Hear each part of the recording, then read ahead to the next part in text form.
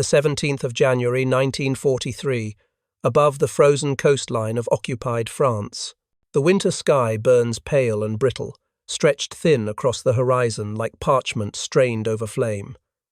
At 23,000 feet, the air cuts through leather and fleece with surgical precision. Ice crystals form on oxygen masks, on gun barrels, on the plexiglass noses of Boeing B-17 flying fortresses as they carve their way east into the grey throat of Hitler's fortress Europe. Inside the lead aircraft, a bombardier from Iowa named Lieutenant James Thornton peers through his Norden bomb sight, his breath coming in shallow, frozen gasps. The intercom crackles with static and the strained voices of 19-year-old gunners scanning the empty sky for the inevitability they all know is coming. Below, the patchwork fields of France lie dormant under snow. Above, contrails streak the atmosphere like chalk marks on a celestial blackboard, equations of war written in ice and exhaust. And somewhere beyond the clouds, beyond the range of human sight but never beyond human intuition, German pilots strap themselves into the cockpits of Messerschmitt Bf 109 seconds and Focke-Wulf W 190 seconds, engines roaring to life with the metallic scream of Daimler-Benz 12 cylinders. They rise like hawks from their scattered airfields, climbing through the winter haze toward an interception that has become as routine as breakfast, as predictable as the tides. But on this morning, something fundamental is shifting in the calculus of aerial warfare, something the German pilots cannot yet comprehend, something that will unravel their understanding of warfare itself. For the Americans have made a decision that defies every rational principle of military doctrine, every calculation of acceptable loss, every historical precedent of how nations fight and when they retreat. The Americans are coming back. They came yesterday. They came the day before. They will come tomorrow. And the Germans, standing beside their aircraft in the pre-dawn cold of occupied airfields from Abbeville to Amsterdam, are beginning to realize they are facing an enemy whose strategic philosophy operates on principles they were never trained to counter. The architects of the Luftwaffe were not fools.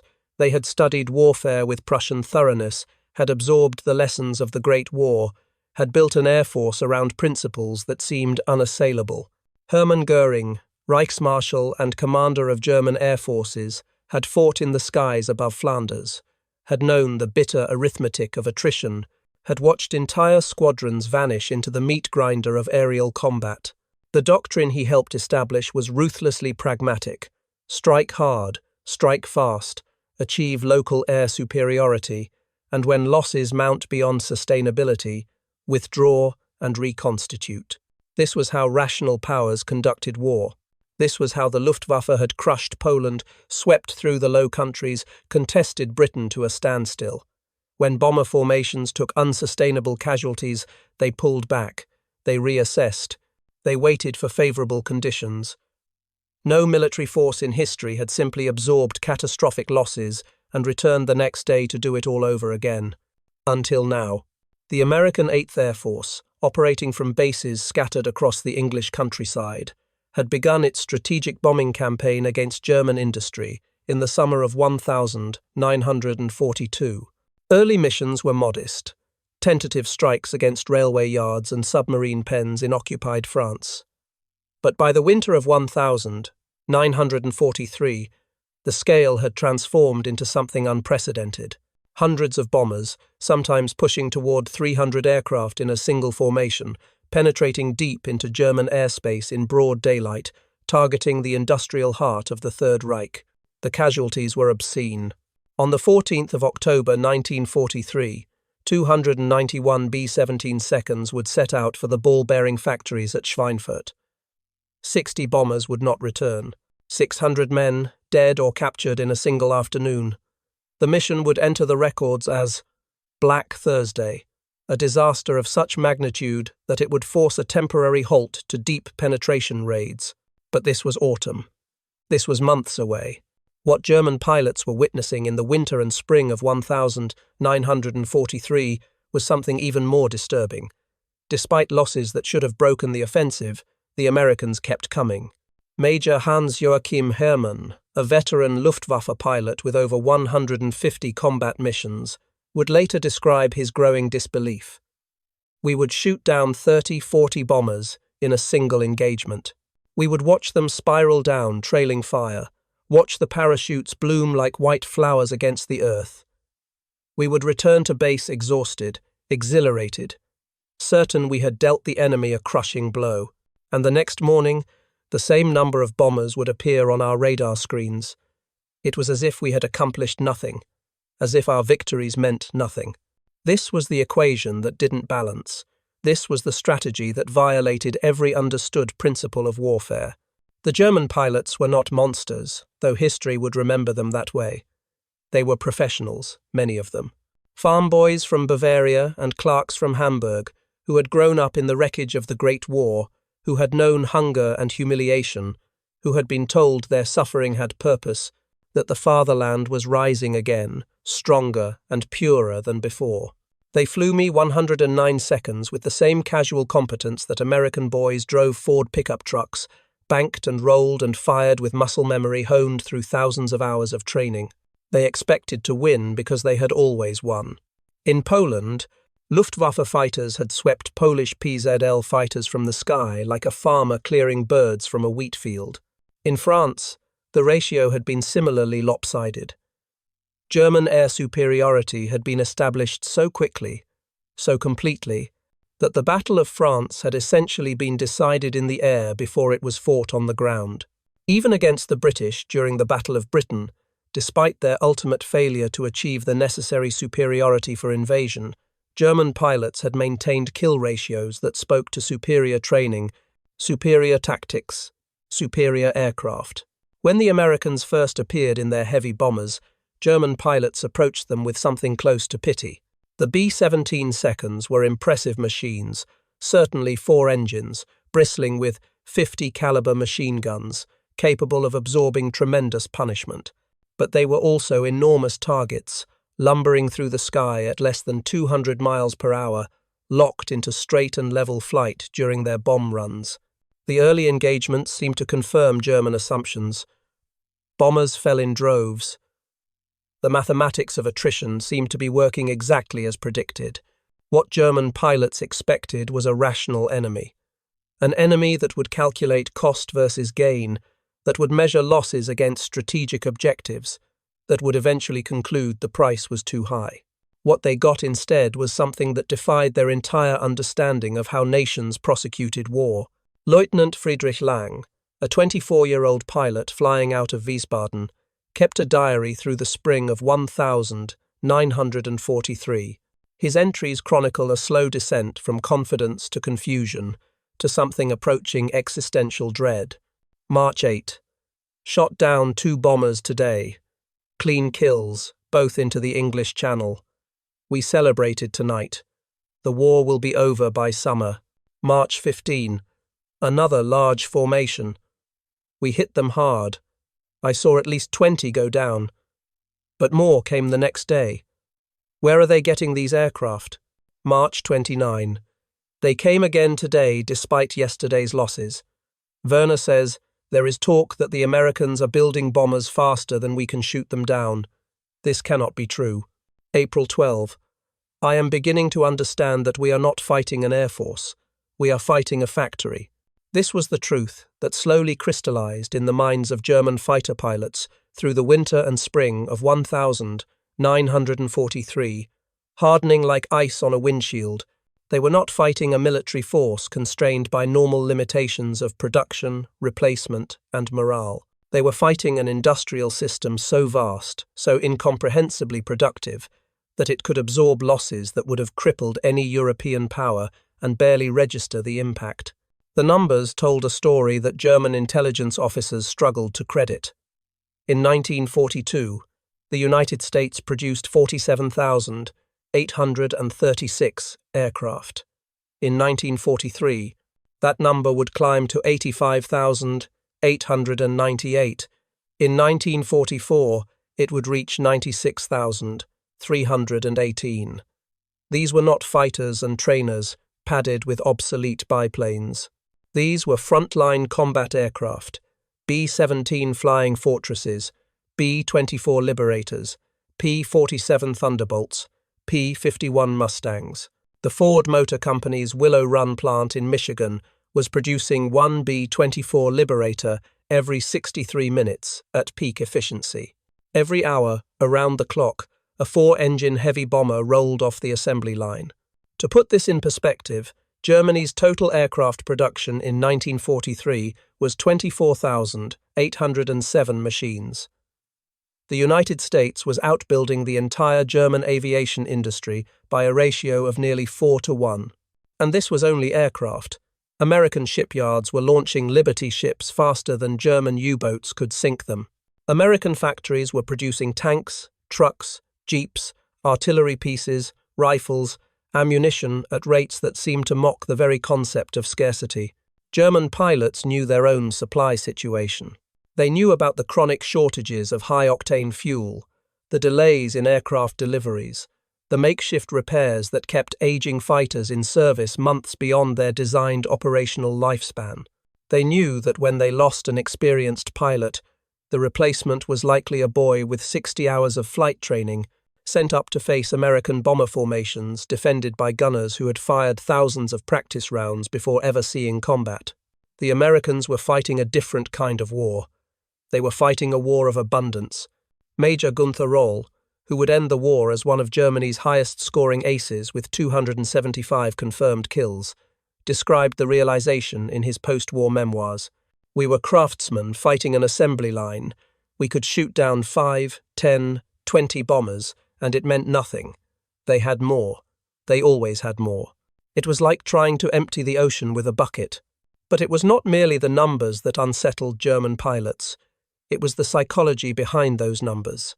It was the implication of a nation that could look at 10% losses, 15% losses, even 20% losses on certain missions, and decide those losses were acceptable, that the mission would continue, that the bombers would return tomorrow.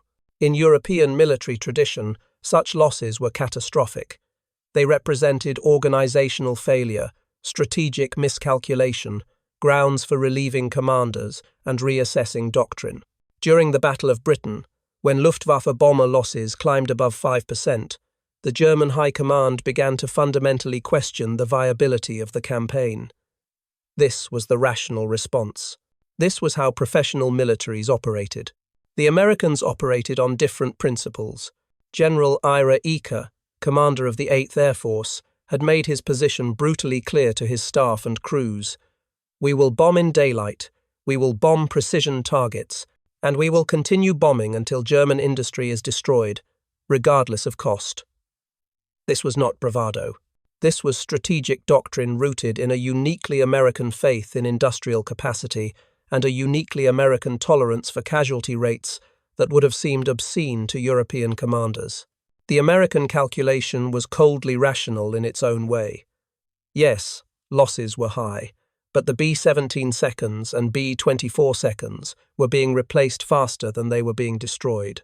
Yes, trained crews were being lost, but the training pipeline was producing new crews every week, hundreds of young men cycling through flight schools in Texas and Arizona and Colorado, emerging ready to climb into bombers and fly into the flak-torn skies over Germany. More than that, the Americans had calculated that German fighter production, for all its efficiency, could not keep pace with the demands of defending the entire Reich, 24 hours a day, against an enemy that could replace losses indefinitely. Every German fighter shot down, every pilot killed, represented an irreplaceable loss of combat effectiveness. Every German gallon of high-octane fuel burned in combat was a gallon that could not be replaced. The Americans were not trying to win through tactical brilliance. They were trying to win through mathematical inevitability. And slowly, month by month, mission by mission, it was working. The object that came to symbolize this philosophy, this abundance, this alien way of war, was not a weapon. It was a chocolate bar. German pilots who shot down American bombers and survived the subsequent interrogation of captured crew members reported a strange phenomenon. The Americans carried emergency kits stuffed with supplies: morphine, sulfur powder, water purification tablets, fishing line, compasses, maps printed on silk. These were standard survival equipment, but they also carried D-ration chocolate bars, 4-ounce blocks of concentrated chocolate and oat flour designed to provide 600 calories of emergency sustenance. Every American airman carried multiple bars. Some carried half a dozen. To German pilots, accustomed to ersatz coffee and bread stretched with sawdust, accustomed to ration cards and shortages and the daily mathematics of scarcity, this was incomprehensible. The enemy was distributing chocolate to every soldier as if it were ammunition, as if there was enough chocolate in the world to give every fighting man a week's worth of calories in his pocket. The chocolate bar became a symbol, passed hand to hand in Luftwaffe ready rooms, discussed with the kind of bewildered fascination that anthropologists reserve for alien artifacts. It represented something more than logistics. It represented a civilization that could afford to send its warriors into battle carrying luxury goods that most German civilians hadn't tasted in years. Oberleutnant Wilhelm Jonnen, describing the interrogation of a captured B-17 co-pilot, noted, "He offered me a piece of his chocolate. Just offered it, casually, as if it were nothing. I accepted. And the taste real chocolate, sweet and rich, was like something from before the war, from childhood. He had 5 more bars in his flight suit. 5. I asked him if he was an officer, if this was special rations. He laughed and said every man in his squadron had the same. I did not believe him, but I think now that he was telling the truth, and that is somehow more disturbing. The chocolate was real. The abundance was real. And what it represented, a nation that could wage war while its citizens still enjoyed peacetime luxuries, a nation that could equip every soldier with supplies that would have been considered extraordinary in Germany. This was perhaps more demoralizing than the bombers themselves.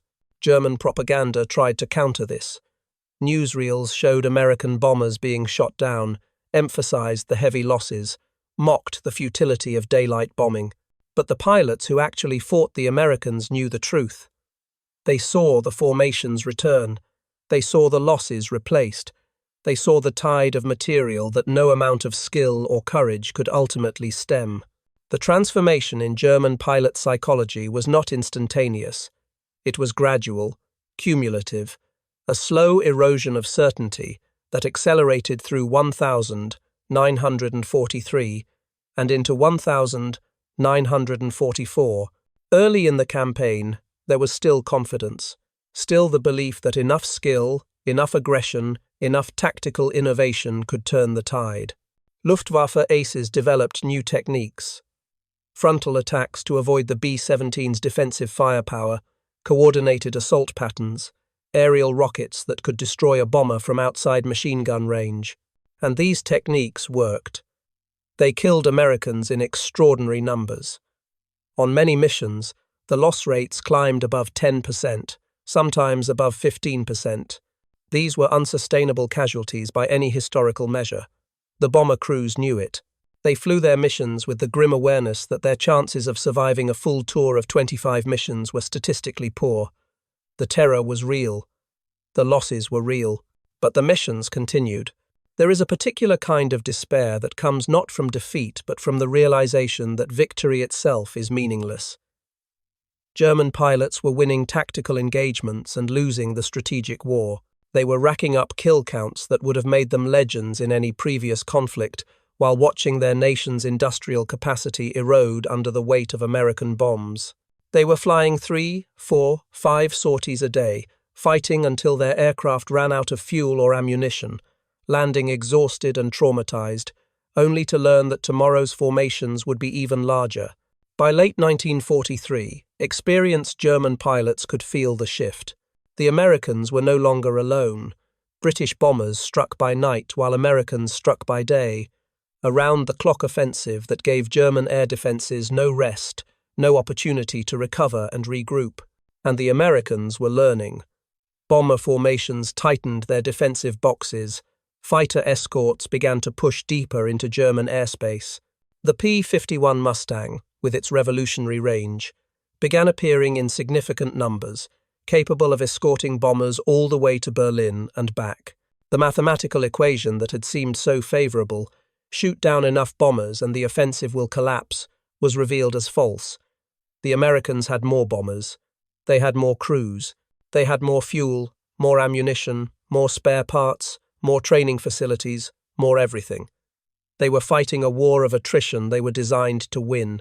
Major Heinz Noak, who flew throughout the campaign and survived the war, wrote in his diary in November, 1943, "Today I shot down my 25th bomber, 25, a number that should mean something, that should represent achievement. But I look at the formations still flying overhead, unbroken, continuing to their targets, and I understand that my victories are tactically meaningless. We are not defeating them. We are merely delaying them. And delay without ultimate victory is just another form of defeat." The crews inside those American bombers were not blind to their own suffering. They knew the odds. They saw their friends torn apart by 20mm cannon fire, saw aircraft disintegrate under the hammer blows of German fighters, saw men fall through empty sky with burning parachutes. The psychological toll was immense. Many bomber crewmen developed what would later be recognized as post-traumatic stress disorder, though in 1943 it was simply called combat fatigue or shell shock, but they kept flying. This was partly discipline, partly duty, partly the grinding machinery of military command that sends men into danger whether they wish to go or not. But it was also something deeper. The American crews understood, in a way that perhaps only became fully clear in retrospect, that they were waging a different kind of war. They were not trying to achieve a clean victory through brilliant tactics. They were trying to break German industrial capacity through sheer weight of sustained offensive action. Every bomb that hit a ball-bearing factory was a bomb that would slow German tank production 6 months later. Every aircraft factory damaged was a fighter that would never rise to challenge future missions. Every oil refinery struck was fuel that German aircraft would never burn. The strategy was one of systematic destruction, of industrial warfare waged on an unprecedented scale. And crucially, the American crews understood they were replaceable. This sounds grim, dehumanizing, and in many ways it was. But it was also the source of a strange freedom. They were not heroes whose survival was essential to the war effort. They were components in a vast machine, and the machine would continue functioning whether any individual survived or not. There was a kind of dark democracy in this understanding. Every man was essential. Every man was expendable. The mission mattered. The individual did not. German pilots, trained in a tradition that emphasized individual skill and ace culture, found this philosophy incomprehensible and disturbing.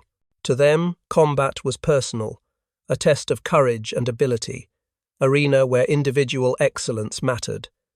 The Americans had industrialized warfare to a point where individual excellence was nearly irrelevant. You flew your formation, you dropped your bombs. Whether you were brilliant or merely adequate changed nothing. The system would produce the same outcome. The sound that haunted German fighter pilots was not the roar of engines or the rattle of machine guns. It was the drone, the steady, rhythmic throb of hundreds of Wright Cyclone engines beating the air into submission, a mechanical thunder that rolled across the German countryside like the footsteps of something vast and impersonal. The sound would begin as a distant vibration, felt more than heard, transmitted through the earth and air. Then it would grow, swelling until it filled the entire auditory landscape, until nothing else existed except that pulse of American power. Farmers would hear it in their fields and look up, shading their eyes against the sun, watching the silver formations pass overhead like migrating birds. Children in schools would fall silent, listening to the drone that meant death was traveling to some distant city. And German fighter pilots would hear it through their cockpit canopies, hear it even over the scream of their own engines, and know that whatever happened in the next hour, whether they won or lost their individual battles, that sound would return tomorrow. The drone became the soundtrack of Germany's slow defeat. It was the sound of inevitability, of industrial capacity transformed into strategic power, of a nation that could project force across an ocean and sustain that projection indefinitely. German civilians called the bombers Die Terrorangreifer, the terror attackers. But the terror was not merely in the bombs themselves. It was in the certainty that the bombs would keep falling, day after day, week after week, month after month, without end. By 1944, the dynamic had shifted irreversibly. German pilot quality was deteriorating as experienced veterans were killed and replaced by hastily trained novices. Fuel shortages meant that even when aircraft were available, they often could not fly. American fighter escorts had achieved a level of dominance where bomber formations could penetrate German airspace with relative impunity. The Me-262 jet fighter, a technological marvel that might have challenged American air superiority, arrived too late and in too few numbers to matter. The pilots who had watched the first American raids in 1942 with confidence were dead, captured, or broken. The new generation of German pilots, 16-year-old boys who had grown up under Nazi indoctrination, who had never known peace, these flew their missions with fatalistic determination, knowing they were not fighting for victory, but simply because the alternative was immediate execution for desertion. Lieutenant Friedrich Lang, whose diary entries chronicled the early days of the campaign, was shot down over the North Sea in July 1943. His aircraft was struck by fire from a B-17's waist gun. The engine seized, and he ditched in the cold water 20 miles off the Dutch coast. He survived 3 hours before hypothermia claimed him. His diary was recovered from his effects and eventually found its way into American archives. The final entry, dated the 11th of July 1943, reads, "They came again today. I knew they would. Tomorrow they will come again. I no longer count my victories. I count the days until this is over, one way or another." Werner says the Americans are not like us. He is right. They fight as if victory is inevitable, as if our resistance is merely a delay. I think now that they may be correct. I think we are watching something new being born: warfare without honor, without individual brilliance, warfare as industrial process. God help us all. The epilogue of this story is written not in the crash sites scattered across France and Germany, not in the burned ruins of German cities, but in the transformation of warfare itself. The Americans proved in the skies over Europe that industrial capacity, properly mobilized, could overcome tactical brilliance, could absorb seemingly catastrophic losses, could sustain offensive operations that would have broken armies of earlier eras. This was not a comfortable truth. It was not a heroic truth. It transformed warriors into workers, combat into production quotas, victory into statistical analysis. But it was effective. By the spring of 1945, German industry was in ruins, German cities were burning, and German fighter resistance had effectively collapsed. The bombers flew their missions without significant opposition, striking targets at will. The drone of their engines a requiem for a nation that had believed willpower could overcome industrial reality. The chocolate bar, that small, mundane object, remained a symbol. After the war, when American GIs occupied Germany, they would hand out chocolate to starving children, would trade it for souvenirs and favors, would use it as currency in a broken economy. The German pilots who survived the war remembered those chocolate bars from captured emergency kits, remembered what they represented: abundance, surplus, a civilization that could fight a global war while its soldiers carried luxuries. There is a photograph from May 1945, taken at a Luftwaffe airfield in Bavaria after the surrender. American airmen and German pilots stand together beside a shot-up Messerschmitt Bf 109, examining the aircraft with professional interest. The Germans look exhausted, hollowed out, years older than their actual ages. The Americans look well-fed, confident, already thinking about going home. In the photograph, one of the American airmen is handing something to a German pilot. The image quality is poor, but researchers have identified the object: a D-ration chocolate bar. The German pilot is accepting it, and in that gesture, the offering and acceptance of this small, symbolic piece of American abundance, there is perhaps the truest summary of what the air war over Europe had really meant. It was never about courage. Both sides had courage in abundance. It was never about skill. German pilots were as skilled as any warriors in history. It was about systems, about industrial capacity, about a nation that could build bombers faster than they could be destroyed and keep sending them back, day after day, regardless of cost, until the mathematics of attrition produced the only outcome they were ever going to produce. The German pilots couldn't believe the American bombers returned even after heavy losses. They couldn't believe it, because it defied everything they understood about warfare, about rational decision-making, about the limits of human endurance and national capacity. They kept expecting the Americans to stop, to realize the cost was too high, to behave like a normal military force. But the Americans were never fighting that kind of war. They were fighting an industrial war, a war of material, a war where the assembly line was as important as the battlefield. They were proving that, in modern warfare, abundance itself could be a weapon, that the capacity to absorb losses and continue could be more valuable than the ability to inflict them, that a nation with enough factories, enough resources, enough sheer productive capacity could simply outlast any enemy, no matter how skilled, how determined, how individually brilliant. It was a cold lesson, a hard lesson. But by the time the war ended, it was a lesson the entire world had learned. The age of the warrior had ended. The age of industrial warfare had begun. And in the skies over Europe, in the drone of those American bombers that kept coming back no matter the cost, the future had announced itself with a sound like thunder that would never stop.